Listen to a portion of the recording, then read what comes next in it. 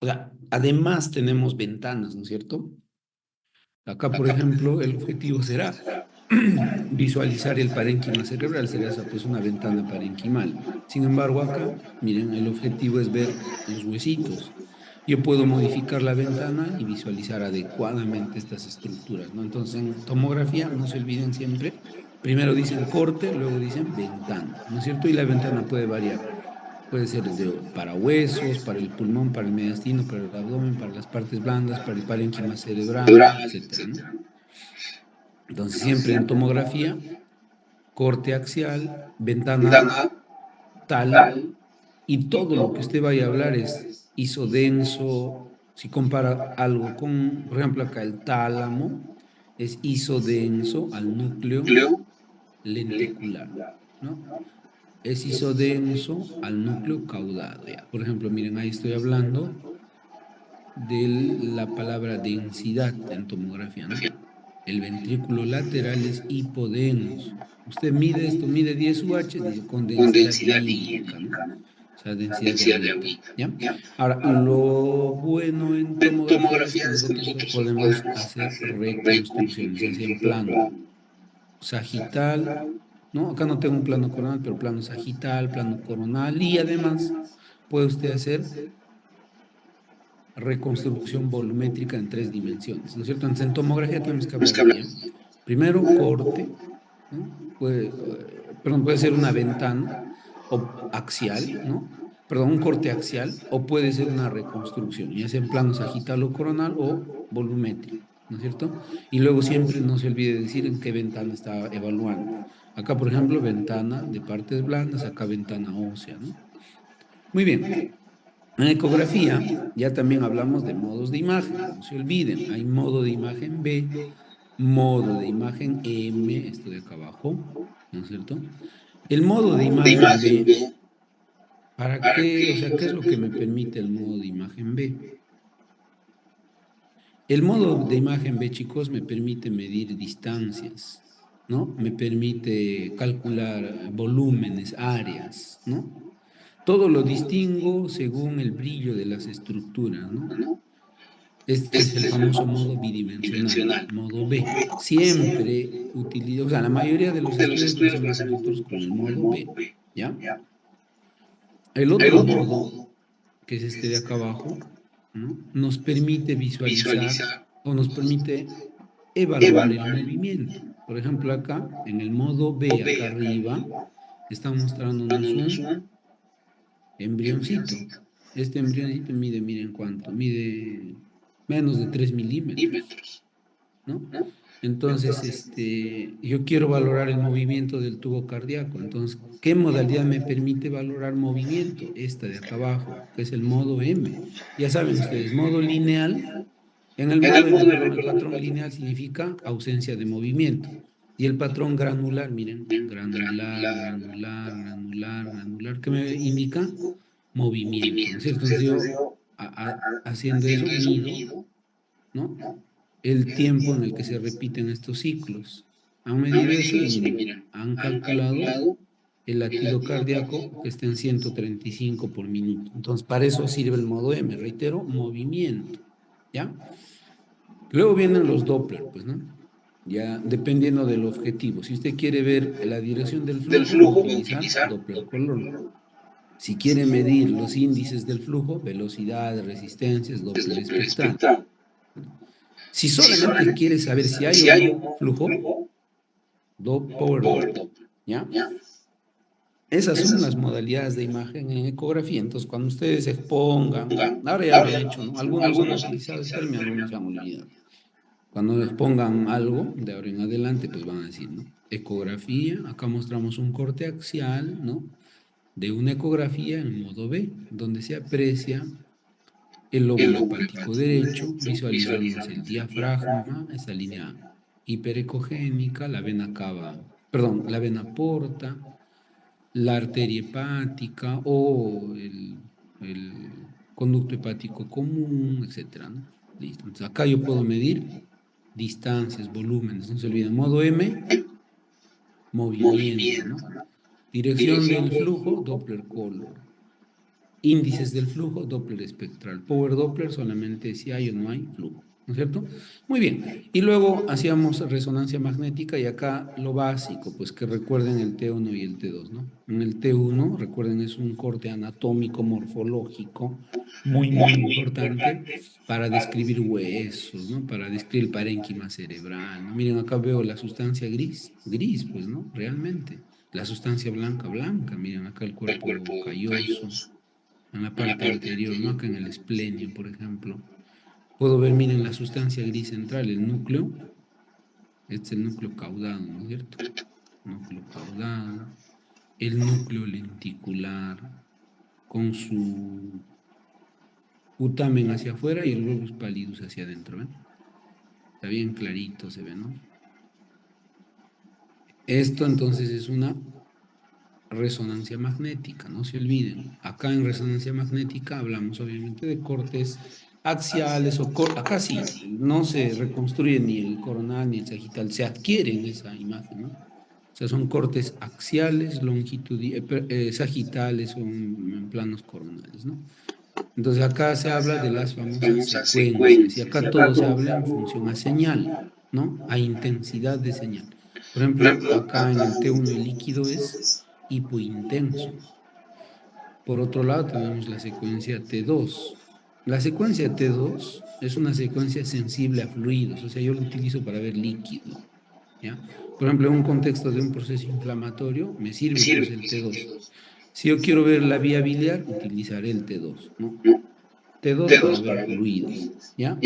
Por eso todo el líquido en el T2 es blanco, ¿ya? No se olviden, hiperintenso, ¿ya? Ahora, hay algo que se asemeja en los dos y siempre en los dos es similar. ¿Qué era? La grasita, ¿no? La grasa en el T1 y en el T2 se ven de manera similar. Luego en el T2, chicos, hemos visto que habían variaciones, ¿no? Por ejemplo, en el cerebrito, si yo quiero ver el líquido, pero que es patológico, era una variación del T2, ¿no es cierto? El famoso FLAIR, ¿no? El FLAIR, ¿ya? Muy bien. Quiero ver el líquido patológico en músculo esquelético, utilizo el STIR. Son variantes del T2. O sea, acá quiero ver, por ejemplo, edema, solamente el edema del hueso, STIR, ¿no? Solamente quiero ver un edema en el cerebro, FLAIR. Son variantes del T2. Acá me sigue mostrando el líquido patológico, pero el líquido normal desaparece, pues, ¿ya? Muy bien. No se olviden, acá en resonancia magnética van a decir, ¿no? Se muestra un corte axial, ¿no? En secuencia ponderada en T1, ¿no? En secuencia ponderada en T2. ¿Ya? Y el resto van a hablar con el sufijo de intensidad, pues, ¿no? Hipointenso, isointenso si van a comparar o hiperintenso, dependiendo cómo estén observando el liquidito, ¿no?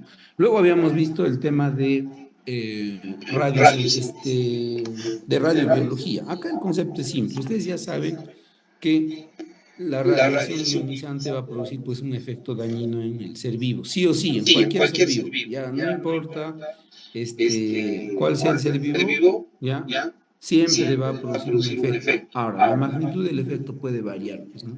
Puede variar. Por lo tanto, acá tenemos que recordar el concepto de radiosensibilidad, pues, ¿no? ¿Y qué era la radiosensibilidad, no? Es la magnitud que tiene una estructura biológica de dañarse, pues, ¿no? Al ser expuesta a radiación ionizante. Por lo tanto, una estructura radiosensible tendrá, sí, una estructura radiosensible versus una radioresistente. La primera tendrá mayor magnitud, ¿no? En el daño ocasionado al ser expuesto a radiación ionizante. En el organismo, la radiosensibilidad cambia dependiendo del tejido, dependiendo de la edad, por ejemplo, ¿no? Por ejemplo, en la edad, un adulto, un joven, pues no son muy radiosensibles, ¿no? Tienen una radiosensibilidad disminuida. Si la compara con un niño, por ejemplo, o con un adulto mayor, ¿no? El niño, por ejemplo, todavía es muy radiosensible porque tiene células poco diferenciadas, tiene un índice mitótico elevado, ¿no? Entonces esas células poco diferenciadas se pueden dañar, pues, ¿no? Del adulto mayor ya también aumenta su radiosensibilidad, no tanto porque tenga células poco diferenciadas, sino él ya no tiene mitosis, o sea, ya no puede reemplazar las células dañadas por la radiación, ¿no? Entonces, miren, la curva de radiosensibilidad es alta en el recién nacido, en el niño, y es alta, vuelve a incrementarse en la edad adulta. Así que es importante, por favor, chicos, recordar los conceptos de protección radiológica, ¿no? Ahorita vamos a hablar de sus principios. Antes de pasar a eso, no se olviden, si yo aumento la dosis y llego a una cierta dosis y ya produzco efecto, ese efecto se llama efecto determinista. Este es un efecto de dosis dependiente. Siempre se va a presentar. Si llego a tal punto, la piel, la córnea, etcétera, se va a dañar. ¿No es cierto? No se olviden, el efecto determinista es dosis dependiente, a diferencia del efecto estocástico. En el efecto estocástico, para que se produzca, bien, no hay pues una dosis mínima, ¿no? O sea, ya usted se ha expuesto con dosis mínimas, ya tiene el riesgo, ¿no? De hecho, chicos, si aumenta la dosis, la probabilidad aumentará también, pues, ¿no? O sea, de hecho, eso es obvio, ¿no? Pero el concepto es, para que esto se produzca, no requiero una dosis mínima, ¿ya? No se olviden. Eso es efecto estocástico, eso es efecto determinista. Ahora, yo hago protección radiológica, ¿para qué? ¿Cuál es el objetivo? Evitar en su totalidad los efectos determinísticos, o sea, estos de acá, ¿no? Y disminuir el riesgo de los probabilísticos. Yo no puedo eliminar el riesgo probabilístico, porque este no depende de la dosis, pero acá sí los puedo evitar. Me pongo pues un mandil de plomo, por ejemplo, ¿no? Me pongo detrás de un vidrio emplomado. O sea, ¿qué estoy haciendo allí? Estoy evitando que haya dosis de radiación. Por lo tanto, no va a haber efecto determinístico. Pero como ustedes habían visto, habían otros tipos de radiación. Esos me podrían generar un daño. Pero ese daño no lo voy a ver yo, ¿no? Tal vez se produzca en el tiempo. Entonces, no se olviden, la protección radiológica tiene por objetivo eliminar los efectos determinísticos y disminuir la probabilidad del riesgo de los efectos probabilísticos o estocásticos. No se olviden. ¿Cuáles son los principios de protección radiológica? Estos tres nomás, no se olviden. Justificación, optimización y limitación de dosis. La justificación, ¿qué era? Usted tiene que justificar por qué va a irradiar a su paciente. Pues no se olvide de eso. Optimización. ¿Qué cosa es la optimización? El principio del ALARA, ¿no? ¿Recuerdan? As low as achievable o sea, ¿qué significa? Voy a darle una dosis mínima para lograr un efecto necesario, útil en el paciente, ¿no? Por ejemplo, no le voy a tomar una radiografía a dosis de tórax a dosis bajita y la radiografía me va a salir poco penetrada, no serviría, ¿no es cierto? Como han visto en radiografía de tórax. O lo mismo, digamos, viene un paciente con TEC y yo digo, no lo quiero irradiar, solamente le voy a tomar radiografía. No, pues, usted le está irradiando y en vano, porque la radiografía no le sirve de nada. Ahí dele, por ejemplo, si tiene un TEC con un Glasgow que ha bajado 1 punto, 2 puntos, caballero, tiene que darle su tomografía. Entonces, yo ahí, ¿qué estoy haciendo? Estoy justificando la irradiación y estoy dando la dosis más adecuada para que mi paciente tenga una utilidad en la exposición a la radiación. ¿Ya? No se olviden. Luego viene la limitación de dosis, ¿no? Esto básicamente es para el trabajador, pues, ¿no? O sea, como nosotros estamos expuestos a radiación de cualquier tipo, directa, indirecta, o radiación dispersa, ¿no? En nuestros ambientes tiene que haber condiciones de trabajo necesarias, pues, ¿no? Al año, por ejemplo, yo puedo recibir máximo 20 milisievert. ¿Cómo se dan cuenta de eso? Cada mes a nosotros nos dan un dosímetro, ¿no? Y ese dosímetro nos ponemos en la superficie en la que estamos caminando, exponiéndonos pues, a la radiación. Al finalizar el año contabilizan. Si por ejemplo en mi centro hay más de 20 milisievert al año, algo estaba fallando en las medidas de protección, ¿no? Lo ideal es que esté solamente en menor cantidad, ¿no? Igualito hay para pacientes, eso, ¿no? O sea, ahí el cuadrito igual les pongo, ¿no? Un estudiante, por ejemplo, solamente ha debido de recibir 6 milisievert al año de dosis efectiva, ¿no?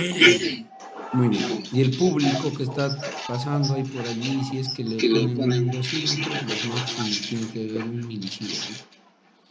Bueno, los tipos de radiación no se olviden, la radiación directa, radiación de fuga, dispersa, radiación transmitida.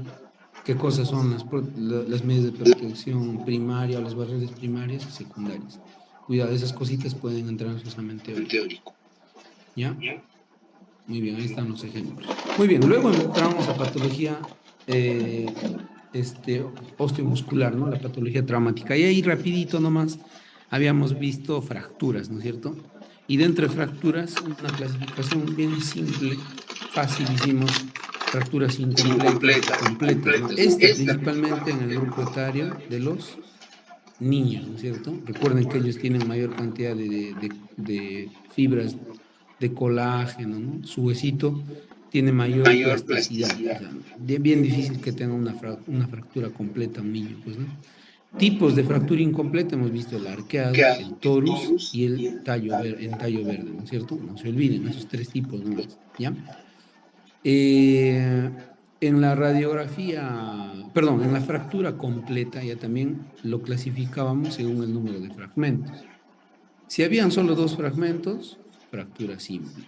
Si había más de dos fragmentos, fractura con minuto, ¿no es cierto? Muy bien. Ahora, en la fractura simple lo clasificábamos según la disposición del trazo, ¿no? Había un trazo transversal, un trazo oblicuo, un trazo en espiral, ¿no? ¿Recuerdan? Los de fracturas de alta intensidad, ¿no? Y las fracturas lineales, que son paralelas al eje del hueso, ¿no es cierto? Ahora, según cómo están los fragmentos, si los fragmentos están alineaditos, chévere, ¿no? Su ferulita nomás le pondrán, pues, ¿no? Pero a veces los fragmentos están angulados entre sí. Ya perdieron su eje, ¿no? O a veces los fragmentos están cabalgados. O sea, ahí está un fragmento y el otro está al costadito. Fragmento cabalgado. O fragmentos separados, distraídos, ¿no? ¿No? Algún fragmento alejado, tiene ahí una separación, ¿no? O el fragmento distal o proximal está rotado, ¿no? Entonces, estas son las características de cómo se encuentra la disposición del fragmento. Y la fractura múltiple, multifragmentaria o fractura comminuta tenía estos tres patrones, ¿no? Uno, de aspecto cuneiforme, ¿no? El que le da el patrón de alas de mariposa.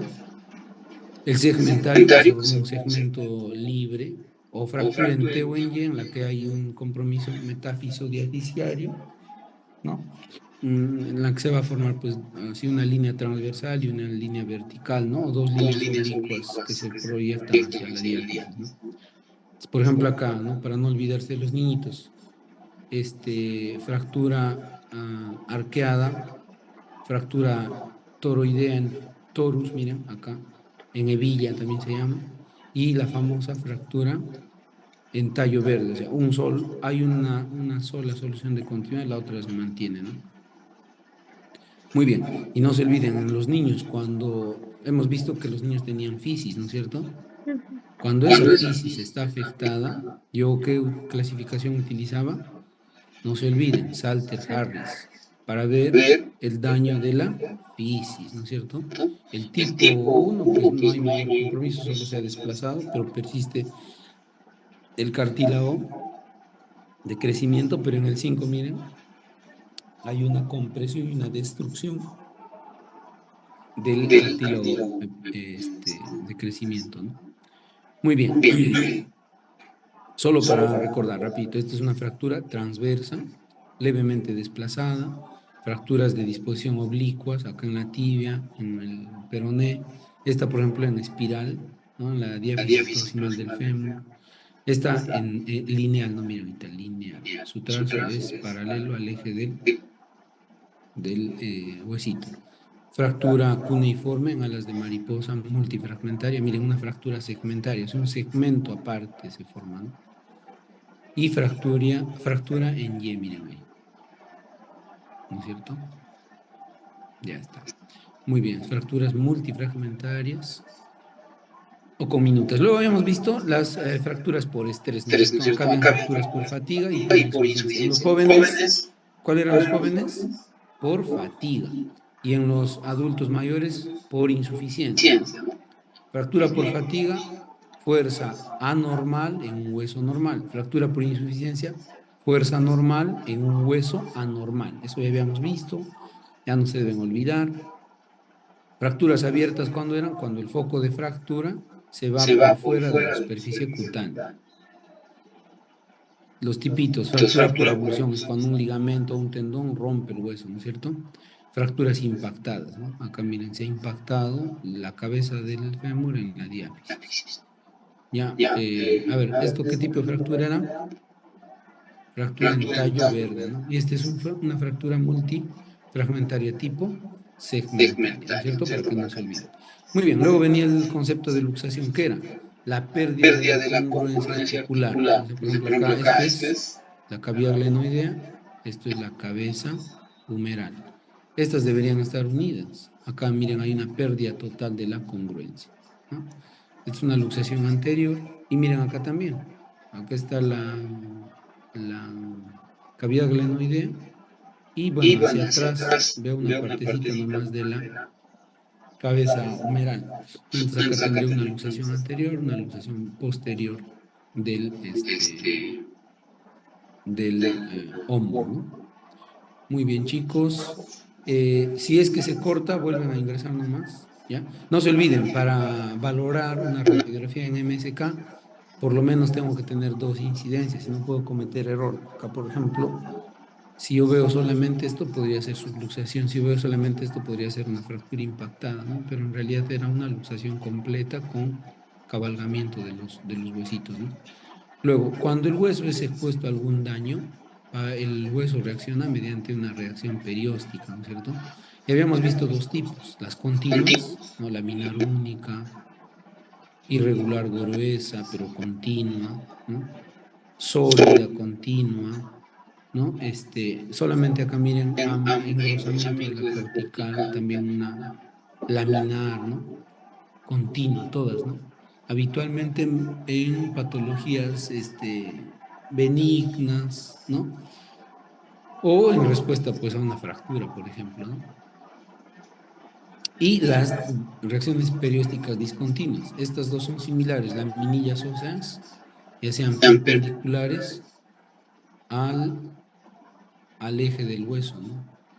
Ya sea en borde en cepillo o sol naciente, multilaminadas, ¿no? Y el famoso triángulo de Codman. Acá miren el periósteo roto por una lesión que se está proyectando así, ¿no? Ya está. Triángulo de Codman, no se olviden. Ahí está el triángulo de Codman, ¿no? Muy bien, ya saben eso, ya lo hemos visto. Cuando hablábamos de lesiones líticas, decíamos una imagen radiolúcida, pues, ¿no? Y luego empezamos a hablar de las características cuando estamos hablando de tumorcitos, no se olviden. Patrón, los criterios para leer un tumorcito. Ahorita vamos a entrar a eso, ¿ya? Muy bien. Lesiones líticas, lesiones blásticas, ¿no? No se olviden, ya hemos visto también eso. Luego hablábamos de edad ósea. Acá en edad ósea no se olviden de los dos métodos. Método de Greenwich-Pye y el método de Tanner-Whitehouse, ¿no es cierto? El TW2. Tanner-Whitehouse y Greulich-Champagne.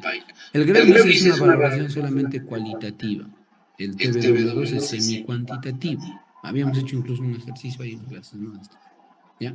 No se olviden.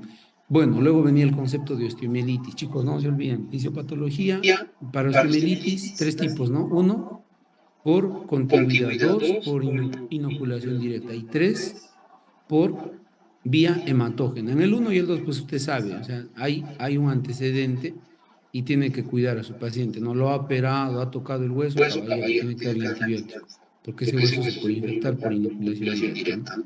Un diabético que tiene ahí una úlcera diabética en la pierna, ¿no?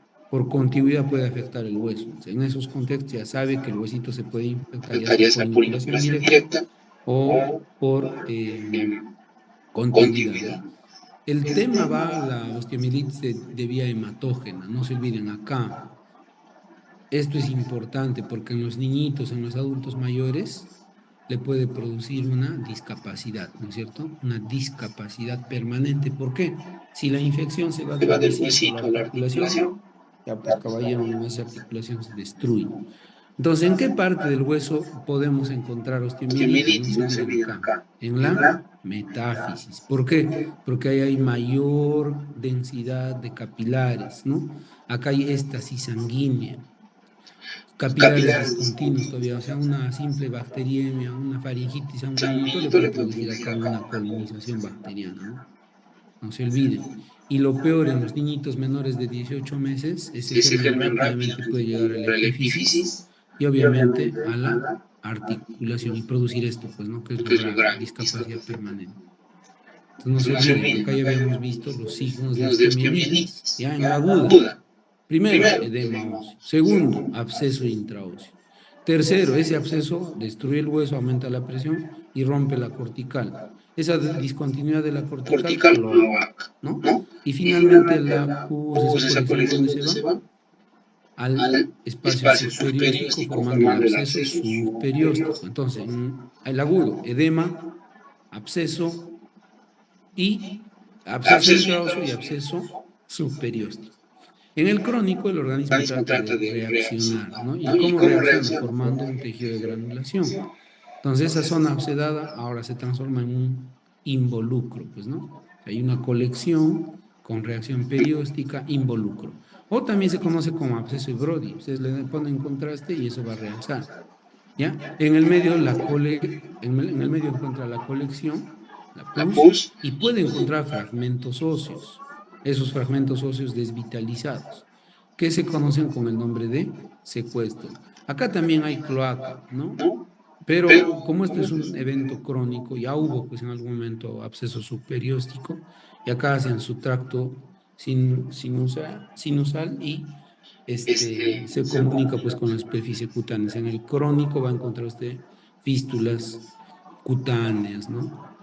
Va a encontrar absceso de Brody, va a encontrar pues secuestro. Características típicas, no se olviden. ¿Ya? Por ejemplo, acá, este es un corte en plano coronal, en una secuencia ponderada en T1, y yo veo, miren, toda esa imagen hipointensa, que sería un edema óseo. El hueso debería ser así, blanquito, pues no, pero miren, acá lo veo oscuro, en T1. Entonces acá estoy viendo edema óseo, ¿no? Acá en T2, miren, todo ese edema óseo, ¿no? Todo ese edema óseo. Y no solo edema óseo, miren, acá hay una colección subperióstica, un absceso subperióstico. Signos de osteomielitis aguda. Le pongo contraste y miren, hay realce, ¿no? Realce. ¿Ya? Signos de osteomielitis aguda. Acá típico, por ejemplo, el famoso, miren, acá hay absceso intraóseo, ¿no? Absceso intraóseo, acá otro absceso intraóseo, acá hay un absceso sub